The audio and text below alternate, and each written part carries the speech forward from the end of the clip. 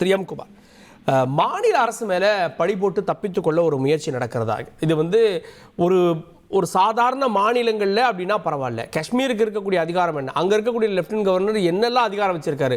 இன்னும் சொல்லணும்னா இப்போதான் காஷ்மீர் பிரிக்கப்பட்டு அதனுடைய அதிகாரங்கள் பறிக்கப்பட்டு திரும்ப தேர்தல் நடந்து அதன் பிறகுதான் முழு மாநில அந்தஸ்து அப்படின்ற நிலைமை இருக்கப்போ ஒரு மாநில அரசு தான் பொறுப்புன்னா ஏற்றுக்கிற மாதிரி இருக்கா? நான் ஒன்றை வெளிப்படையாக சொல்ல கடமைப்பட்டிருக்கின்றேன். எப்படி என்றால், உச்ச நீதிமன்றத்தில் இந்த தீர்ப்பு வரும் பொழுது அதை பாஜக அரசு அவங்களுடைய சட்டம் ஒழுங்கு சரியாகிவிட்டதா என்பதில் மிக தயக்கத்தோடு தான் நீதிமன்ற தீர்ப்பின் அடிப்படையில் நெருக்கடியில் அந்த தேர்தல் நடத்தப்பட்டது, தேர்தல் நடந்தது. அப்போ என்ன அர்த்தம்னா, பாஜகவினுடைய மனோநிலை எப்படி இருந்தது என்று சொன்னால், இன்னும் கொஞ்ச நாள் இருந்திருந்தால் இன்னும் அது சரியாக இருக்கும் என்று அது கருதியது. ஓகே. ஆனால் சூழ்நிலை அன்றைக்கு நீதிமன்ற உத்தரவை மதிக்க வேண்டும், நீதிமன்ற உத்தரப்படி நடக்க வேண்டும் என்பதற்காக அவசர கோலத்தில் தேர்தல் நடத்தப்பட்டது. அது அது அது நடந்து முடிந்தது. ஆனால் காஷ்மீரை பொறுத்தவரை எல்லா விஷயங்களும் நல்லாகத்தான் நடந்து கொண்டிருந்தது. ஒரே ஒரு கேள்வி, தேர்தல் நடந்ததுக்கு பிறகு அங்க முதலமைச்சர் பொறுப்பேற்றதுக்கு அப்புறம் தான் நிலைமை எப்படி இருக்கு அப்படின்னு சொல்ல வரீங்க? நான் அப்படி சொல்ல வரல. பாஜக அரசு, மோடி அரசு இதை தேர்தலை நடத்தி, ஏன்னா பல 20-30 வருஷமாக காஷ்மீரில் என்ன நடந்திருக்கிறது என்றது எல்லாத்துக்கும் தெரியும்.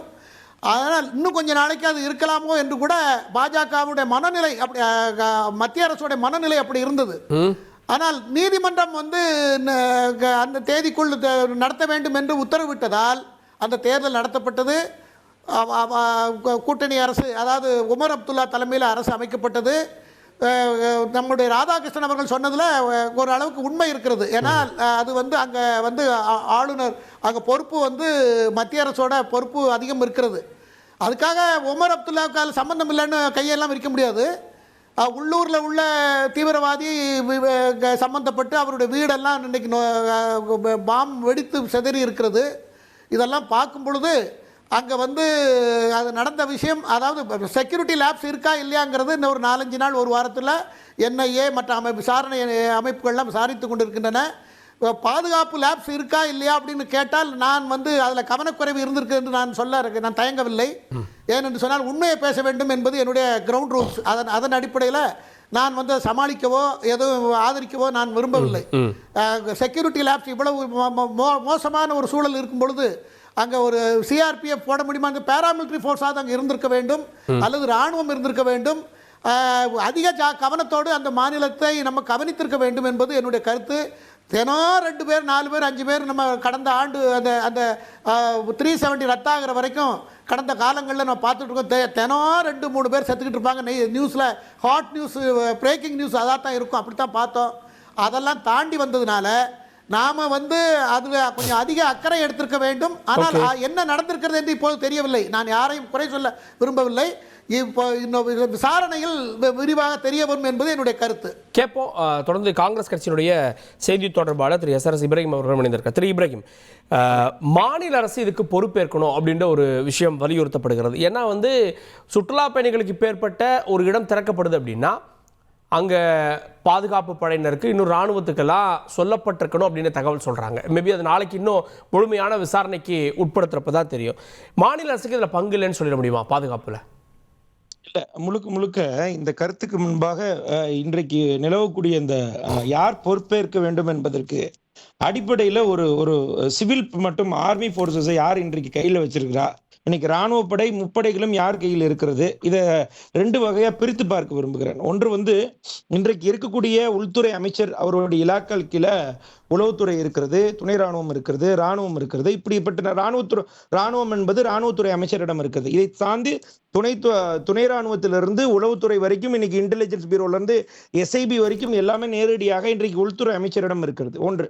இரண்டாவது ராணுவத்துறை அமைச்சரிடம் ராஜ்நாத் சிங்கிடம் ராணுவம் இருக்கிறது. இப்போ நம்ம கேட்கக்கூடிய கேள்வி என்பது அடிப்படையாக உங்களுக்கு தெரியும், அங்க லெப்டினன்ட் கவர்னர் தான். ஏன்னா அது ஒரு யூனியன் பிரதேசம் என்பது காரணத்தினால இன்னைக்கு 370 ஆர்டிகலை அப்ரிகேஷன் பண்ணது மூலியமாக அவர்களுக்கு அதிகப்படியான விலக்கு அளிக்கிறோம் என்ற ஒரு ஒற்றை புள்ளியை நோக்கி செல்லும் போது இவர்களுடைய கவன சிதைவு ஏற்பட்டதாக தான் நம்ம பார்க்க முடியும்.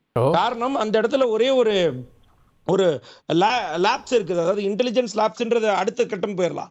நம்ம ஒவ்வொரு நகரத்திலையும் எந்த அளவுல பார்க்கணும். இன்றைக்கு துணை ராணுவம் அங்கு சரியாக இருந்திருந்தால் இது மாதிரியான மிகப்பெரிய தாக்குதலுக்கு உள்ளாகி இருக்குமா என்று கேட்டால் கண்டிப்பாக கிடையாது. அப்படி இருக்கும் நிலைமையில கிட்டத்தட்ட ஒரு 5 லிருந்து ஒரு 6 கிலோமீட்டர் தூரத்துல உங்களுக்கு தெரியும் அதை சுத்தி ஒரு எல்லை பாதுகாப்பை தாண்டி ஒருவர் உள்ளே வந்து விட்டார் என்று சொன்னார். ஒண்ணு எல்லை தாண்டிய பாதுகாப்பை மீறி விட்டதா, இல்ல எல்லை பாதுகாப்பு குறைபாடு இருந்ததா என்ற ஒரு கேள்வி ஒண்ணு. இல்ல எல்லை தாண்டி பயங்கரவாதம் என்ற உள்ளிருந்த ஊடுருவி இருந்தாங்கன்னா ஊடுருவனதுக்கு இங்க இருக்கக்கூடிய உளவுத்துறை என்ன செய்து கொண்டிருந்தது? அப்ப ஒண்ணு எல்லை தாண்டி விட்டால் அது ராணுவத்துறை சார்ந்தும், அதாவது ஊடுருவல் இருந்தால் அது உளவுத்துறை சார்ந்தும் இருக்கக்கூடிய நேரத்துல இது ரெண்டுமே வைத்துக் கொண்டிருக்கிற இன்றைக்கு சுப்ரீம் பவராக இருக்கக்கூடிய நரேந்திர மோடி அவர்களோ இதுக்கு தார்மீக பொறுப்பேற்று அதற்கான வழிவகை செய்து உள்துறை அமைச்சர் அவர்களை பதவி விலக செய்தால் அது சரி. அப்படி இல்லை என்றால் ராணுவத்துறை அமைச்சரையும் பாதுகாப்பு ஆலோசகரையும் தார்மீக பொறுப்பேற்க சொன்னாலும் சரி. காரணம், நாங்கள் 2008 மும்பையுடைய தாக்குதலின் போது தொடர்ந்து 3 நாள் பயங்கரவாதிகளுக்கும் நம்மளுடைய இந்திய ராணுவர்களுக்கும் மிகப்பெரிய துப்பாக்கிச் சூடு நடைபெற்று 9 தீவிரவாதிகள் கொல்லப்பட்ட பின்பாக அன்றைக்கு இருந்து இந்திய தேசிய பாதுகாப்பு ஆலோசகராக இருந்த MK நாராயணன் அவர்களும் உள்துறை அமைச்சர் சிவராஜ் பாட்டேலும் அதை தாண்டி மகாராஷ்டிரால அன்றைக்கு காங்கிரஸ் கவர்மெண்ட் அவரு விலாசி தேவ் ராவன் சொல்லிட்டு அன்றைக்கு இருந்த முதலமைச்சர் அவர் உட்பட மூவரும் அன்றைக்கு தார்மீக பொறுப்பேற்று அதற்கு பதவி விலகினார்கள். அதுபோல இங்க இருக்கக்கூடிய பாஜக அரசு நடைபெற்றதா என்று கேட்டால் அது கேள்விக்கரம் தான். இல்ல, இந்த சம்பவத்தை குறைத்து மதிப்பிடல. இதனுடைய உயிரிழப்பு அப்படின்றதையும் பாருங்க, நடந்த இடம் பாருங்க. 2008 மும்பையில எத்தனை பேர் வந்தாங்க, எப்படி வந்தாங்க, எத்தனை இடம் 3 நாள் பத்தி எரிஞ்சது. அதை இதை நேரடியாக ஒப்பிட முடியுமா அப்படின்ற ஒரு சின்ன இது இருக்குல்ல. இல்ல அதாவது ஒப்பிடுதல் என்பது தார்மீக பொறுப்பேற்றதுக்கு தான் நான் சொல்ல வரேன். நான் சொல்ல வர்றது, நீங்க அப்படி கணக்கு பண்ணீங்கன்னா 2014 இருந்து பத்தான்கோட் விமான தாக்குதல்ல இருந்து, உரி தாக்குதல்ல இருந்து, ரியாசி தாக்குதல்ல இருந்து, அமர்நாத் தாக்குதல்ல இருந்து தொடர்ந்து தாக்குதல்கள் இருந்த வண்ணம் தான் இருக்கிறது. ஆனால் இதற்கு பொறுப்பேற்க வேண்டிய அமைச்சர் பொறுப்பேற்றாரா? நீங்க வினாத்தால் கசிவு ஏற்படுகிறது, கல்வித்துறை அமைச்சர் பொறுப்பல்ல அப்படின்னு சொல்றாங்க பாஜக. ரயில்வே துறையில விபத்து தொடர்ந்து ஏற்படுகிறது, ரயில்வே துறை பொறுப்பல்ல. உளவுத்துறையில் மிகப்பெரிய செயலிழப்பு ஏற்படுகிறது, உள்துறை அமைச்சர் பொறுப்பல்ல.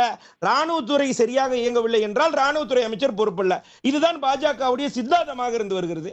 இதற்கு யார் பொறுப்பேற்க வேண்டும் என்று கேட்டால் இதற்கெல்லாம் சுப்ரீம் பவராக இருக்கக்கூடிய நரேந்திர மோடி அவர்கள் தான் இதுக்கு அடிப்படையாக பதவி விலக வைக்க வேண்டும், அதுக்கு அடிப்படையாக நடவடிக்கை எடுக்க வேண்டும். இன்றைக்கு பாஜகவுடைய மூத்த தலைவர் சுப்பிரமணிய சாமி அவர்கள் என்ன சொல்றாரு? Retaliation is not needed right now. அதாவது பதிலடியை தாண்டி இவர்களுக்கு உடனடியாக இதை பொறுப்பேற்று பதவி விலக வைப்பதுதான் இதுக்கு அவசியமான நடவடிக்கை என்று அவர் கருதி அதுக்கான பதிலையும் அந்த சமூக வலைதளத்தில். அப்போ நாங்க என்ன கேட்கிறோம், நீங்க அங்கிருந்து உங்களுக்கு தெரியும் இந்திய நாட்டுடைய பிரதமர் அவர்கள் சவுதி அரேபியா பயணத்தை ரத்து செய்து விட்டு அவசரமாக நேரடியாக இங்கு இந்தியா வருகிறார். இந்தியாவில் விஐபி லாஞ்சிலேயே உடனே ஒரு மீட்டிங் நடக்குது. நேரடியாக எதுக்கு நம்ம எல்லாம் என்ன நினைச்சிட்டு இருந்தோம், ஜம்மு காஷ்மீர் மக்களை பார்க்க வராரு, சரி பஹல்கம் தான் போக போறாருன்னா நேரடியா பீகார் போய் எனது தேர்தல் பிரச்சாரத்தை மேற்கொள்கிறார். மக்களுக்கு அங்க நடந்த சம்பவத்திற்கு மக்களுக்கு ஆதரவாக நின்று தோளோடு தோள் நின்று நீங்கள் பதிலளிக்க வேண்டும், ஆறுதல் கூற வேண்டும். ஆனா அதை செய்யல. சரி, அனைத்து கட்சி கூட்டம் இந்திய நாட்டுடைய பிரதமராக இந்திய நாட்டின் மீது தொடுக்கப்பட்ட தீவிரவாதி தாக்குதலுக்கு அனைத்து கட்சி கூட்டத்துறை தலைவராக இந்திய நாட்டு பிரதமர் தான் இருந்திருக்க வேண்டும். செய்திகளை உடனுக்குடன் தெரிந்து கொள்ள உடனே சப்ஸ்கிரைப் பண்ணுங்க.